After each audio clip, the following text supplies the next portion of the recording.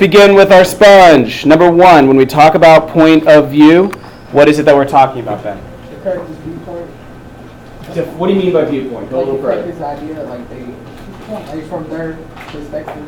Okay, from their perspective, but I want to make sure that when we talk about point of view, a lot of people use point of view to describe opinion. My point of view is blah, blah, blah. We want to make sure that we're not talking about opinion, all right? It's their perspective. How does point of view change the meaning of a story? Thanks, Ben, but I want to get somebody I've not heard from. When we change points of view, how do we change the meaning of the story?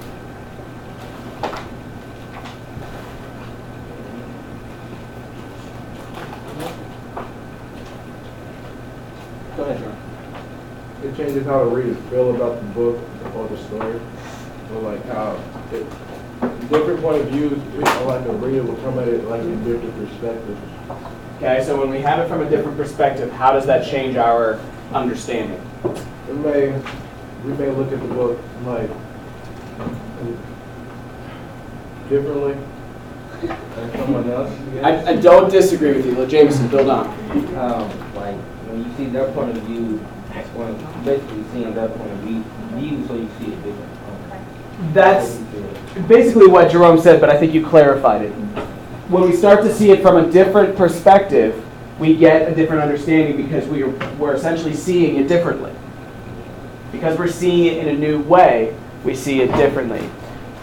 Question 3, we're going to actually come back to which one is the best, because there's actually not one answer here, but rather there's a bunch of different possibilities for this answer. So, today, guys, our grammar will be use of apostrophes. That's going to be our grammar all week. And then we're going to talk about point of view. Now, before we go any further, let me give you a bit of a heads up to this week. Tomorrow, you will not be in this class. You're going to be downstairs in the gym filling out paperwork for your plan test, which is on Thursday. We'll be in there all day? You'll be in there first, second, and maybe some of third. Thank God. So, guys, listen.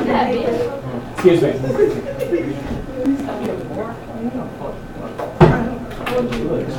Excuse me.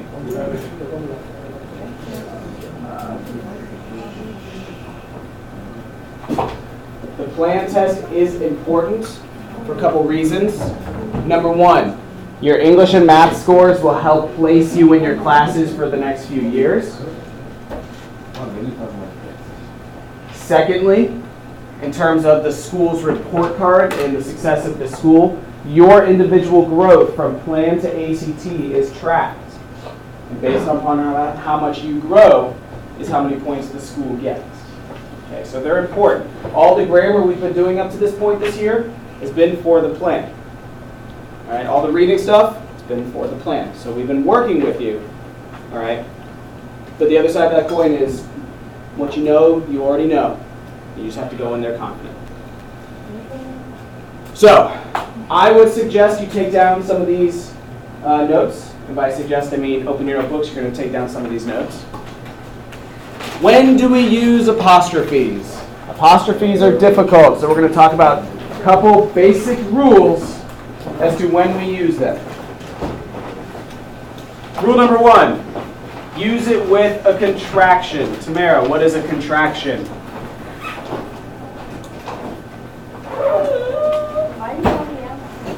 Look at these words down here. Don't, isn't, your. What are those words?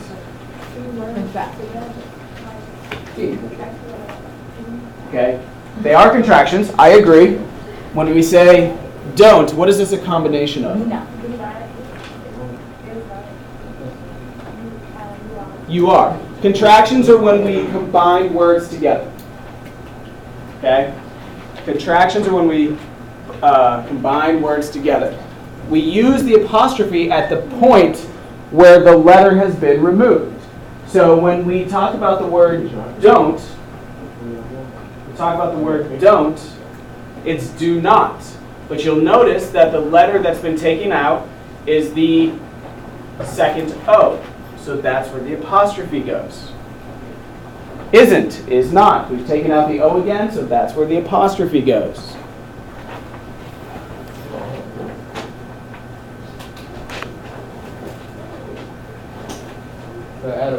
all that, you don't have to write all that. I want you to write down what you need. If you know it. You write down what you need.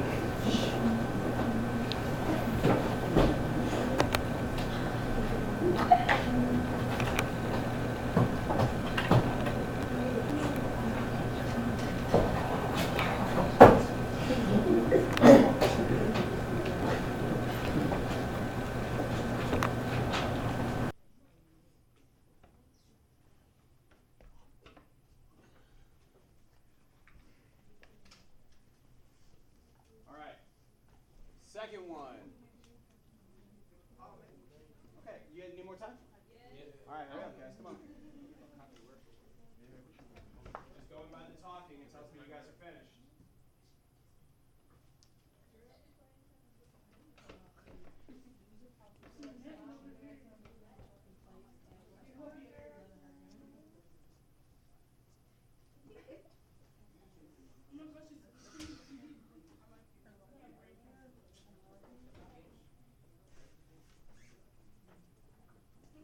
Okay, talking tells me we're done, so here we go.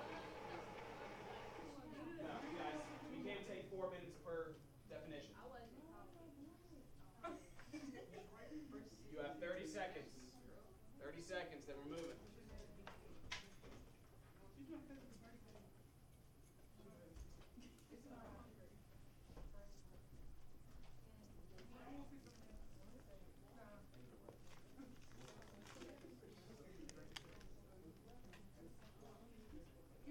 Okay, here we go. My turn again.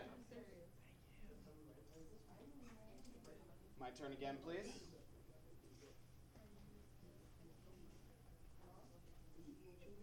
My turn again, please.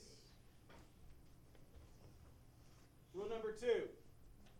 We use the apostrophe to show possession. We use an apostrophe to show possession.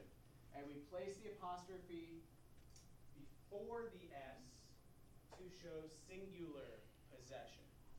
So in the examples, if it's a hat that belongs to one boy, it is one boy's hat, and the apostrophe goes between the Y and the S.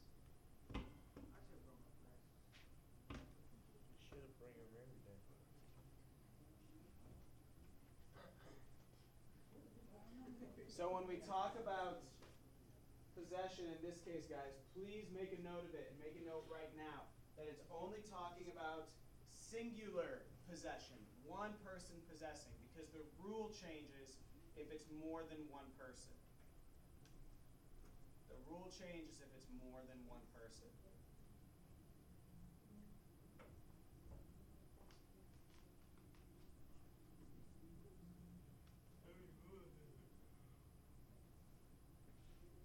Take about 1 more minute for this.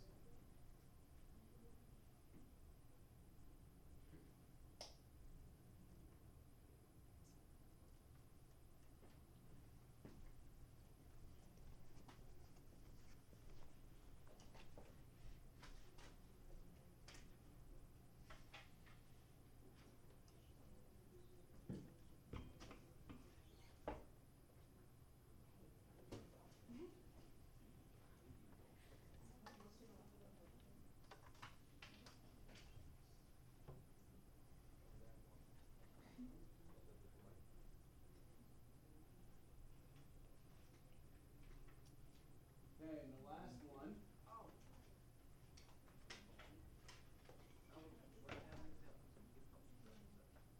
Go ahead and finish up.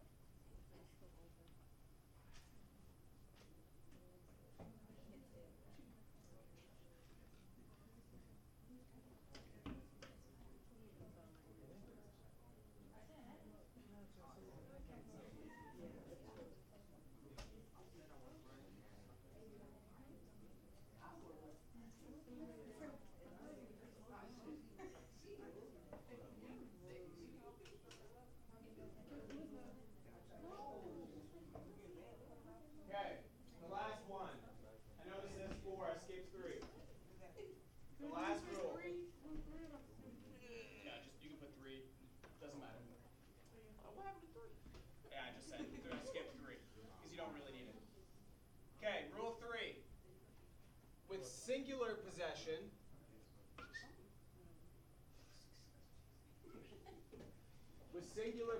we know we put the apostrophe before the S. With plural possession, with more than one person possessing, we put the S and then we put the apostrophe.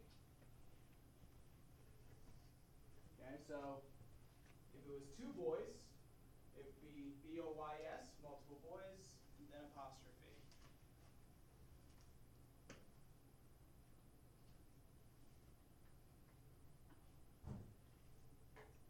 Once you have finished writing these notes, you have a worksheet in front of you that says apostrophes worksheet.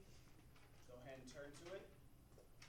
We're going to have basically 5 minutes to get through these. It won't take you that long.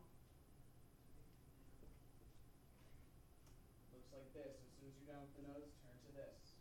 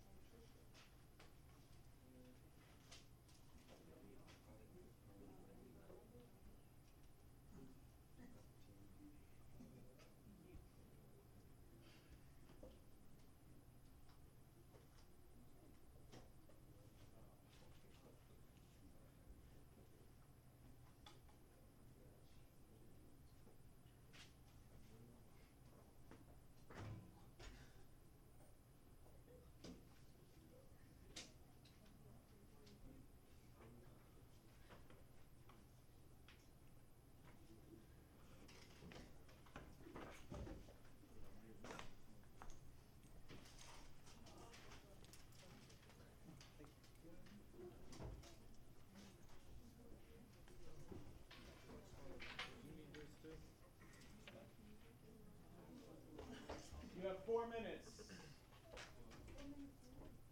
4 minutes. Elijah. Come on. You get your papers. You're supposed to go. Apostrophe worksheet. Get going. It says apostrophes.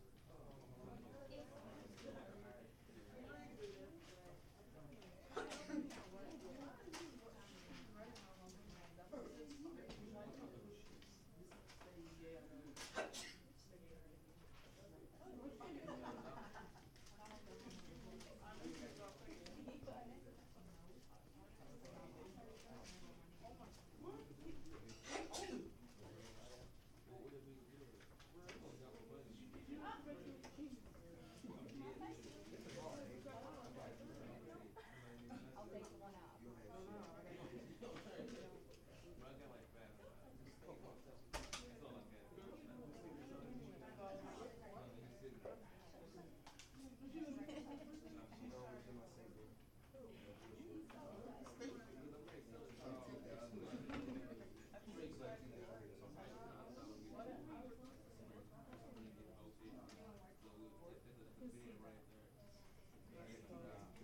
Four minutes remain. 4 minutes.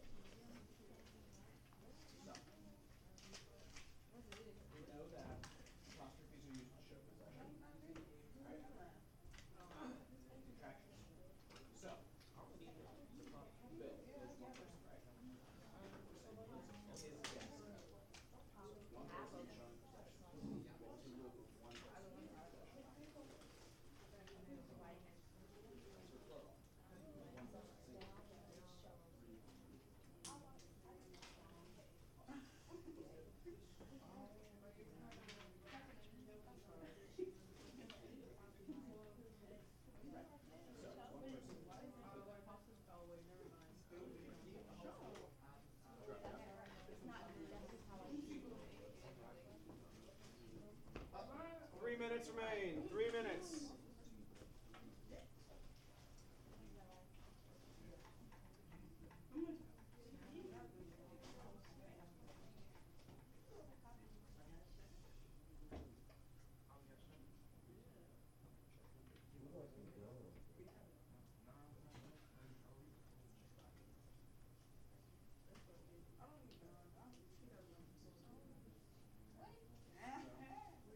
We're saying that somebody's desk fell just possession. So, by your rules, it goes down with something showing possession of one person. Just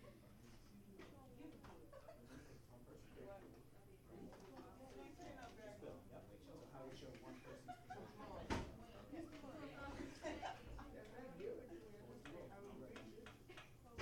Rule 2.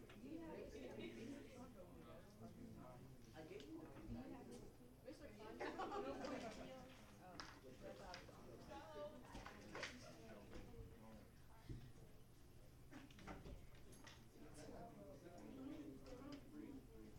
if there's more than one person, more than one act, you make it plural. First. Okay.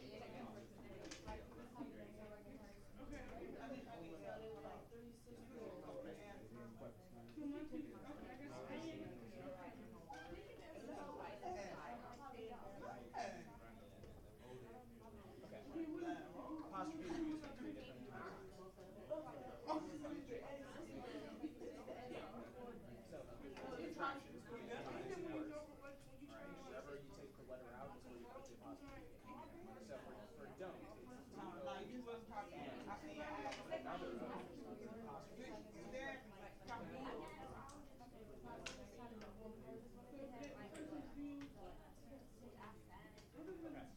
it's pretty simple. What you need to decide is the noun, is it singular, is it plural? If it's singular, you put apostrophe next. If it's plural, you put it after one sister.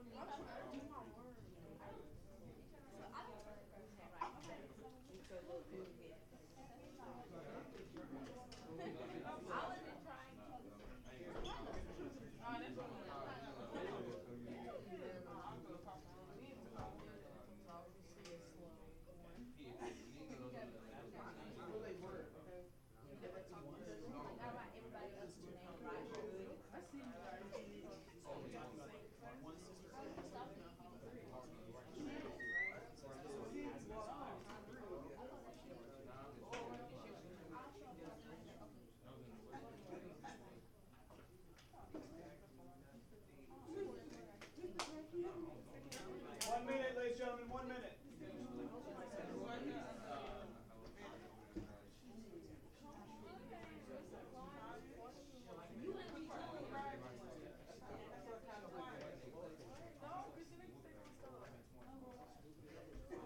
That last name.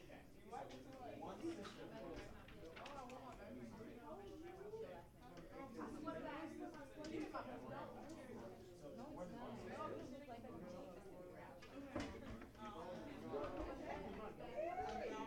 All right, ladies and gentlemen, let's come back together.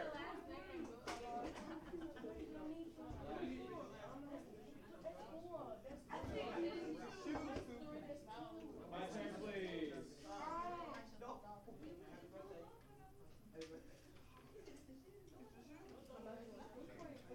My turn, please.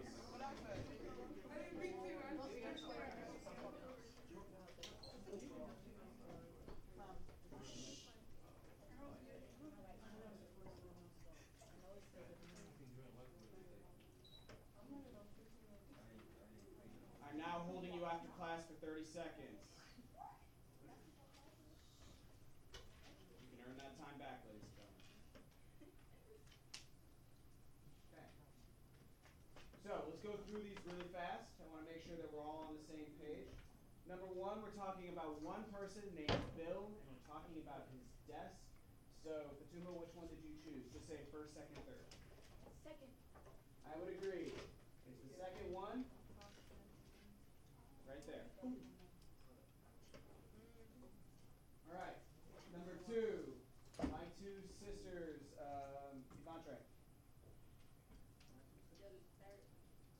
I would agree, it is the third one. It's more than one sister owning something. Yvette, number 3. I would agree, it is the second one. Okay? Words that end in an S already are actually kind of tricky. It may not look right, but it's okay to put another apostrophe S on there. That's okay. It looks weird, it sounds weird, it sounds like you're going Jesus, but it's fine. So, our state water supply, one state's water supply. Marquise, which one did you choose before? Second. I would agree completely. It's the second one. George wants to buy a new car. Jerome? Second. I disagree. George? It is the first one. This one was meant to trick you. Think about it. George isn't possessing the new car, so it can't be the apostrophe for possession. He wants it. And wanting isn't a contraction. So it's just wants, plain and simple, done. Better argument, number 6. Second. Well, did anybody put the third one here? Okay. Excuse me. Listen. This is 7, right? We 6, right? I'm going to explain. Depending on how you read this one, it could also have been the third one. I would take second or third. Why? But you don't know how, she's not saying how many. She doesn't say how many turtles. She just says my turtles. So if it's my one turtle, it's apostrophe S. If it's my several turtles, it's S apostrophe. I will take either one. 3 officers' vehicles were damaged. Esmeralda, 7. I disagree, because in this case we're showing possession. It is the vehicle belonging to the officers. City, This is the second one? city officer. So let's go with Christina. Which one did you do? It's the third one. I agree. It is the third one. Okay. We are going to continue with these for the rest of the week. For now, let's go ahead and return to our PowerPoint.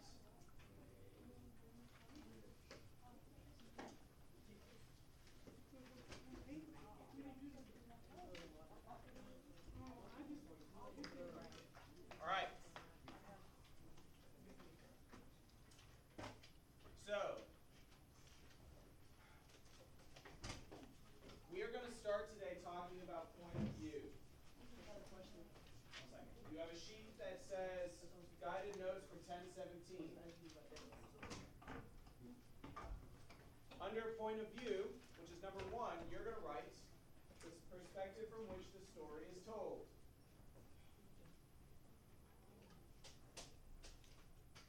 We essentially, and this goes under number 1 on your guided notes, we essentially have 3 different types of point of view.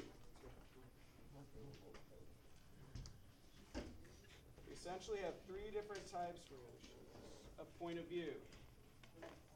And depending on the author's purpose, they will choose one to fit their need. They will choose one to fit their need.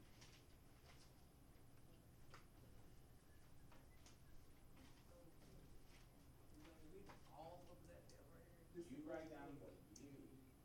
Got it.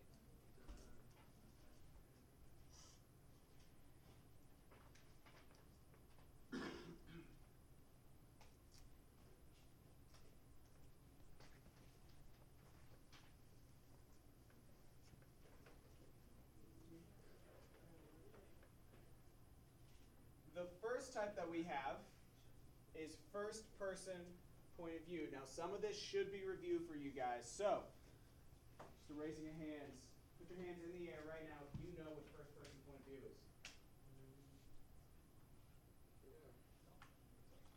Sort of.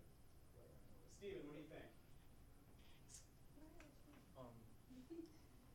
person, like, I.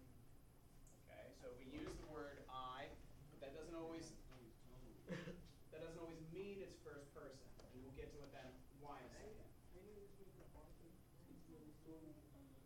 Getting closer, okay? What Andre just said was it's when the author is in the story. Remember though, we've talked about persona. The author is never in the story. The author's persona is. Here's what first person is. It is told from the eyes of a character in the story. A character in the story tells the story. Like narrative. So the person, so it's something like narrative. But not all narrators are in the story. Told from the eyes of This the person in the story. Eyes of a character in the story. Do me a favor, please do not write down these pronouns. Do not write them down, I'll tell you why later. Here's what you need. Told from the eyes of a character in the story.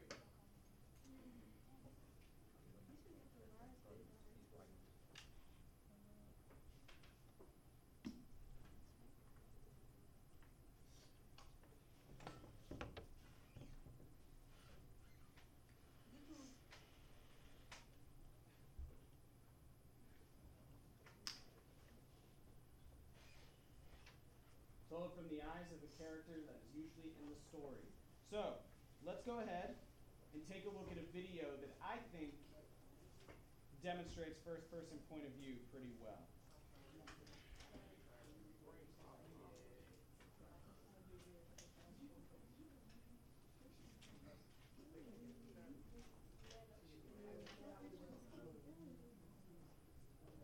everybody ready?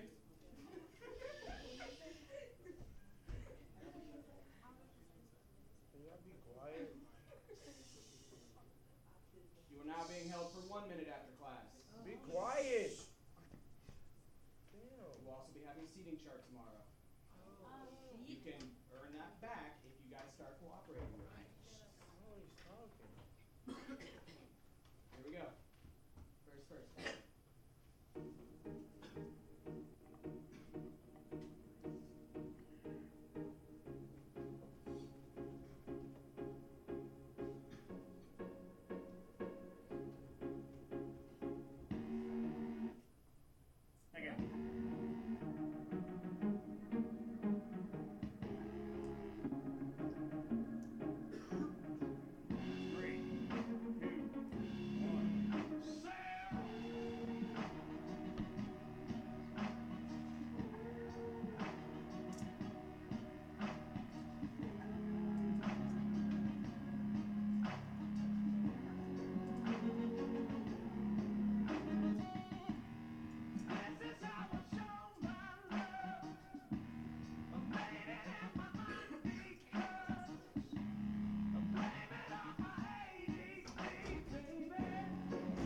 As you're watching, decide why this is first person. Okay.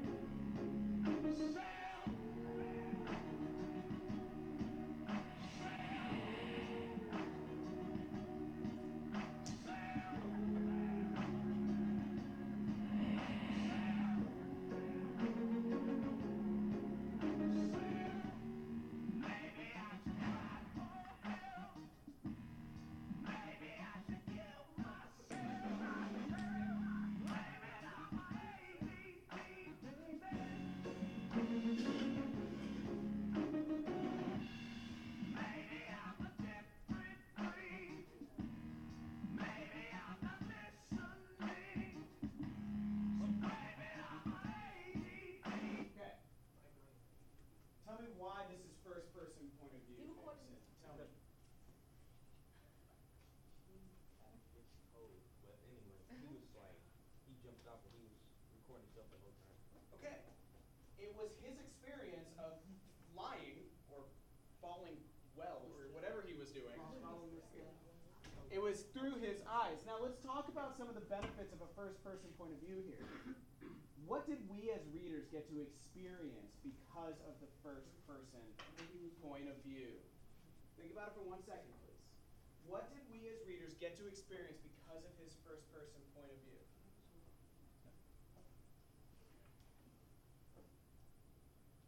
Daria, what did we get to experience because of first person point of view? She was awake. Did you watch the video, Daria? Yes. What did we get to experience because of the first person point of view? Him doing the whole thing. Just music. Okay, so we got to experience it like we were what? Right there. Right, we were right there. That's one of the benefits of first person point of view. We get to experience it like we are in it. The book Speak that we've been reading, first person point of view. It's using that word I as an I'm experiencing it. We get to experience it as well. That brings us to our next type of point of view. Okay, but before we get there, I forgot about this slide here, guys. Look, here are the benefits and the limitations. Benefits. It's exciting. We get to feel it and see it, but it's very one-sided. We only get that person's point of view. We don't get other people's. Second person. It's when the author or speaker speaks directly to you. It's when the author or speaker speaks directly to you. Where do we often see this? There's one type of reading that we will often do. Like a narrator. Well, they're all narrators. I got a movie. Let me rephrase. There's a certain type of writing that we will experience in our lives where it directly tells us something. Not quite a letter. Instructions. Recipes. First you do this, then you do this, then you do something else. It's telling you, it's speaking to you exactly what to do. So, here's an example of second person point of view.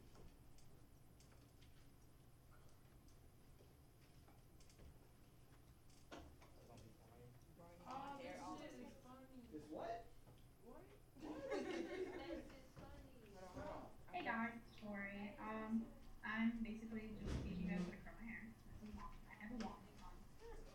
Clamping, curling iron works too. Just don't use the clamp part, and that's what makes your hair like fat at the end, like how it like sticks up.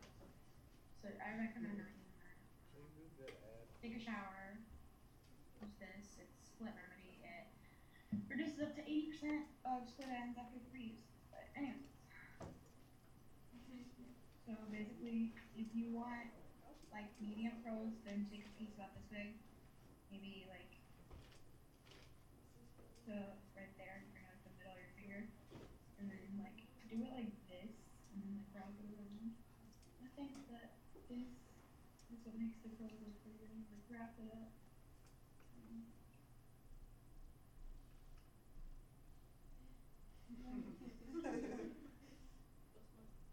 That's one just longer, actually.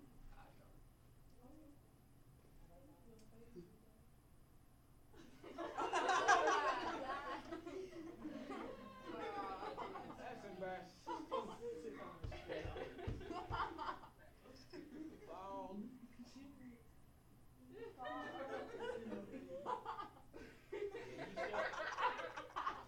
still recording?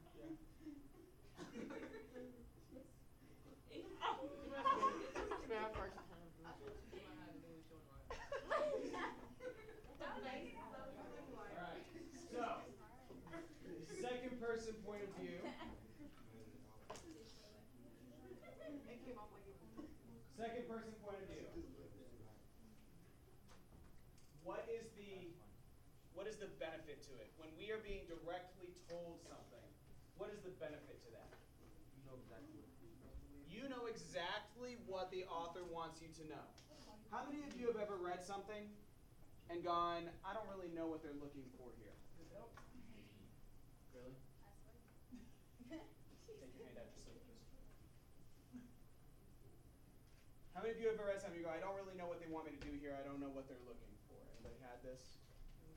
That should be everybody in this room, including me. Okay. So, second person point of view doesn't leave any doubt. We know exactly what the author wants us to know. That brings us to third person. Third person. The reader is all-knowing. It sees all the events and characters in the story. You may also see this called omniscient. But when we talk about third person, we get to see the thoughts, actions, feeling, dialogue of multiple people in a story. Which is one story. Say it again. One story is a third person. What story is third person? Most of it. Oh, yeah. Jerome makes a good point, and he said that most stories are third person. I don't know that most are, just because I don't know that, but I would agree that most of the stories that you've probably read in your high school and middle school career have been third person. I would absolutely agree with that assessment. So, right there, like, omniscient and limited. Yes, and we will get to that later. Which one is, I'm like confused on which one is like where, like you talking to yourself, like, third person, like, third person. I know third person. Well, no, there's no specific third person where you're talking to yourself. Everybody's like, Limited is you can only see a couple of characters, but it's shaped.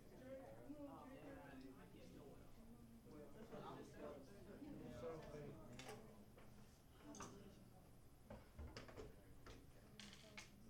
Mr. Khan, did we leave at 8:55? All right.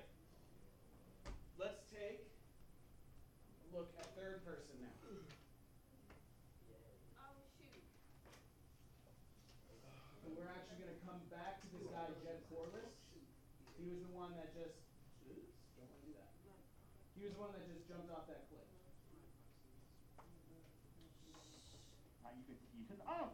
He has done it again. That superstar daredevil Jed Corliss in his synthetic wingsuit, jumping from 6,000 feet toward and then through.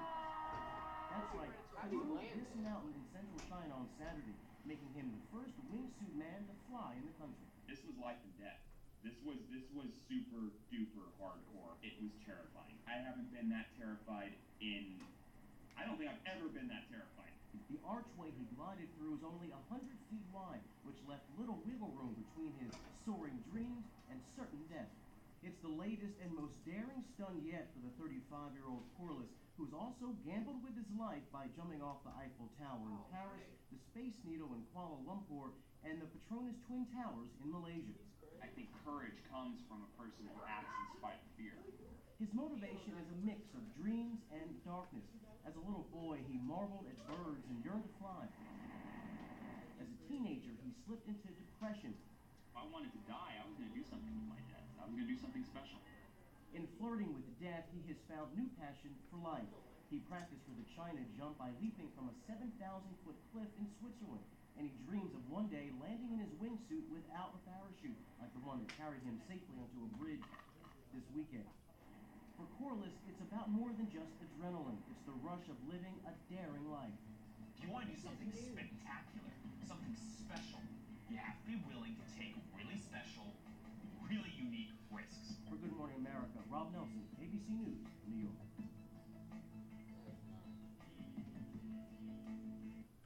So, we're given in this one a third-person point of view. Let's take a moment here and compare, because we saw this guy jump from a first person. We saw him jump from a third person. What was the biggest difference that we saw with the third person jump, with that second video? Esmeralda, what's the biggest thing we noticed? That second video as compared to the first. What is the biggest thing we noticed about his jump? Or about third person? Okay? He talked about it. What did we learn about him as a result of the talking? Okay, we learned about him wanting to die. We learned about his motivations. We learned why he wants to jump, right? Yep. Did we get that in the first video? No. We got a 32. So, third person, here's what you get. Third person, you get to see the whole story. You get to meet all the characters. You get to understand them from the inside out. However, the bad side of that is you don't get the type of insight that you do with first person. And you don't get that emotional connection. So, in the interest of time, to make sure you guys have enough time to do what you need, please take out the worksheet that looks like this. At the top it says label the POV of each excerpt.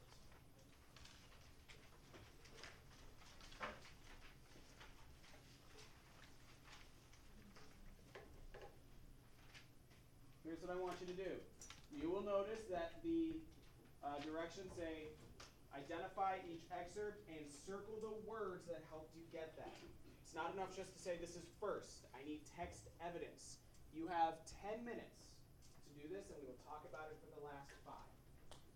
This will be probably your exit slip for today as well.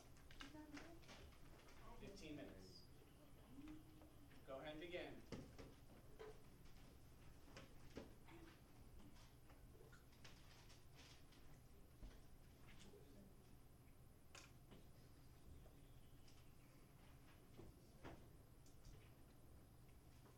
Remember, don't just tell me what it is, you've got to tell me why.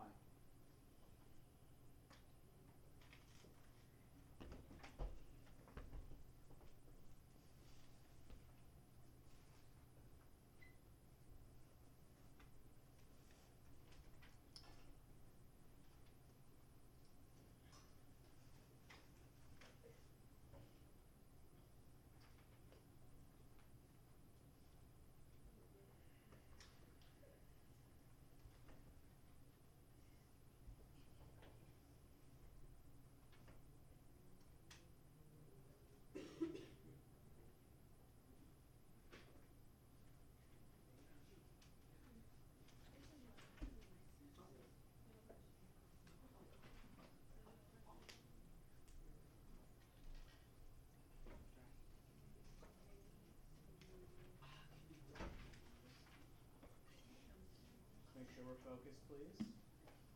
I'll put on a little light music as well.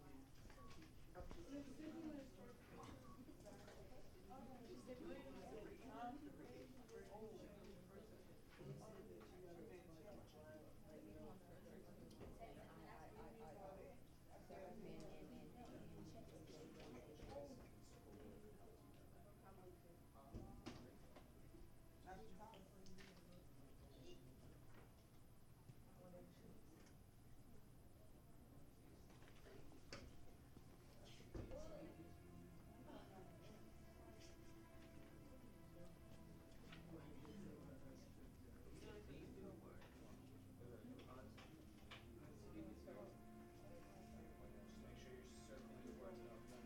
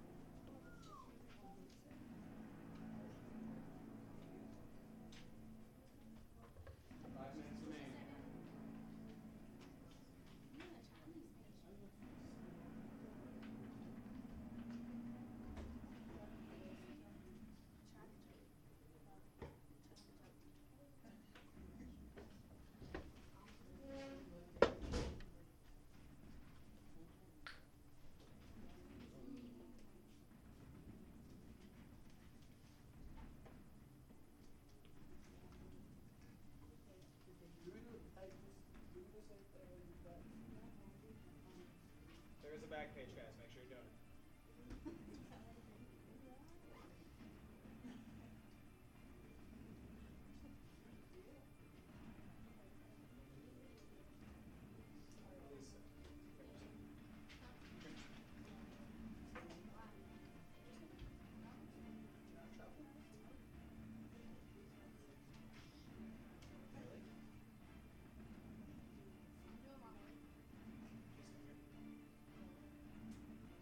like to ask you something. I'd like to ask you away from your group members. I'd like to ask you something away from your group members.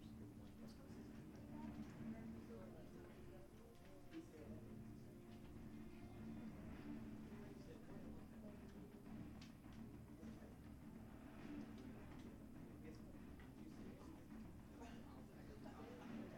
seconds. Let's get you guys to that next step.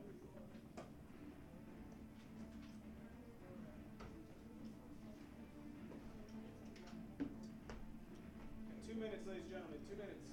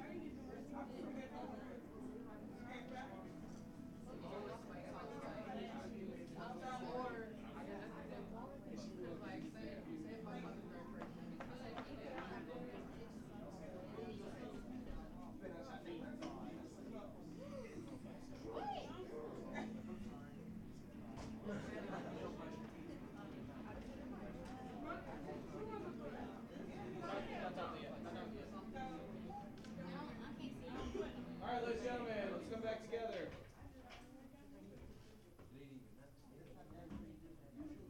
Let's come back together.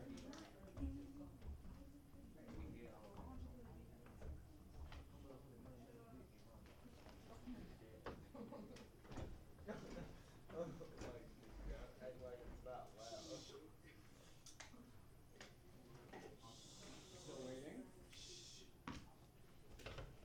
Just remember, I'm happy to let you guys go with the bell if we're done. So let's get finished. How to parallel park. How to parallel park. Yvette, what did you first of all say the point of view was here? I agree. Can you tell me some words, please, that kind of tipped you off? Hold on.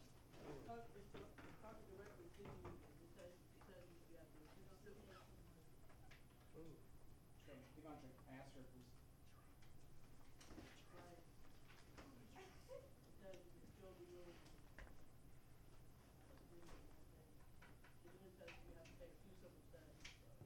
Yeah, it's for your first parallel parking lessons, try to locate a quiet street. Allow your parents or instructor. The title. Okay? And even the title. How to. If you know that it's a direction manual, it's probably second person. It's for your. Yes. Let's go with. Let's see, we're gonna have to Angela, because I'm new. Can you tell me number 2? Angela says first person. Raise your hand if you agree with her. I agree. I do too. Now, notice, guys.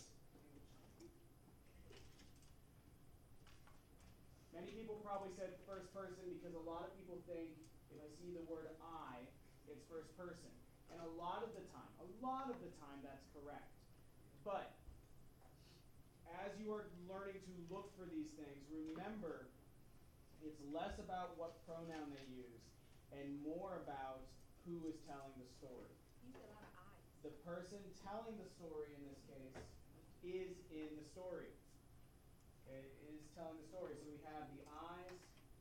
I had not sufficient light. I should leave my labor. Okay, clearly this person is in the story. The hill.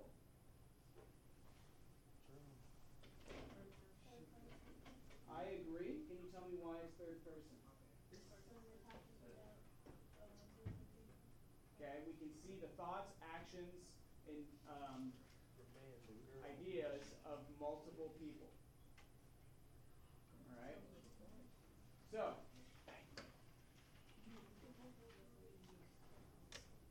let's do this just together since we're running short on time. Okay. Which point of view, this is question number 2, is most effective? First or third? Can we actually answer this question? Yeah. Can we? No. Ben, tell me why both of them can be effective at any time. Because, like, I can be both be effective. Depending on what I want as an author. Why is both? Because it's like, they think which one's best to put the explainer from. Remember, first person point of view. First person point of view. We get to feel what the author or the narrator is feeling. We get to experience it with them, but we're limited in what we see. Third person, we get to see more, but our emotional attachment goes down. Go ahead and pack your stuff up. We will continue with this on Wednesday because tomorrow you guys will be doing the plan stuff.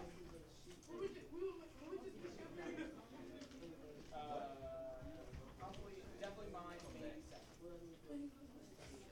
And Andre, I have